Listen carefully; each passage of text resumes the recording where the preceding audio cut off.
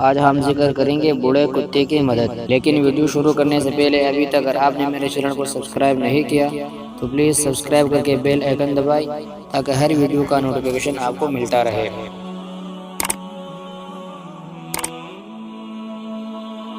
حضرت جنید بغدادی رحمۃ اللہ علیہ کا ایک روز یمن کے قریب ایک جنگل سے گزر ہوا۔ انہیں وہاں ایک بڑا جنگلی کتا دکھائی دیا۔ اس کے دانت گر چکے تھے اور اب وہ شکار کرنے کے قابل نہ رہا تھا۔ دوسرے جانور اپنا شکار کھا کر جو بچا کچا چھوڑ جاتے، وہ جنگلی کتا اب اس پر گزارا کرتا تھا۔ اسے کچھ نہ ملتا تو بھوکا بھی رہتا۔ حضرت جنید بغدادی رحمۃ اللہ علیہ نے اسے دیکھا تو اس پر ترس آ گیا۔ جو کھانا پاس تھا اس میں سے آدھا اسے کھلا دیا۔ ایسا کرتے وقت آپ روتے بھی جاتے تھے اور یہ بھی کہتے جاتے تھے، اس وقت بظاہر میں اس کتے سے بہتر ہوں، لیکن کون جانتا ہے کہ کل میرا درجہ کیا ہوگا۔ اگر میرا ایمان سلامت رہا تو میں خدا کی عنایت اور رحم کا مستحق ٹھہر جاؤں گا۔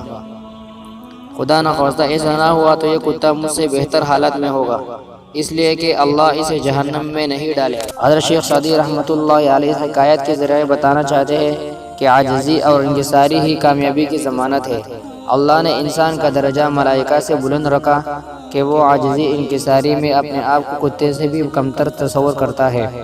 غرور اور تکبر سے ابلیس قیامت تک ملعون ٹھہرا۔ انسان بے شک اشرف المخلوقات ہے اور اس کا درجہ فرشتوں سے بھی بلند ہے، لیکن حضرت جنید بغدادی رحمۃ اللہ علیہ نے نقطہ یہ پیش کیا ہے کہ انسان مقام انسانیت سے گر جائے، ایما گوا بیٹھے تو اسفل السافلین میں شمار ہونے لگتا ہے۔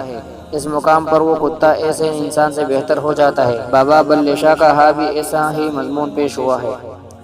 غرور اور تکبر ابلیسی کام ہے، جبکہ عاجزی اور انکساری اوصاف انسانی میں شامل ہے، جسے اللہ بے حد پسند فرماتا ہے۔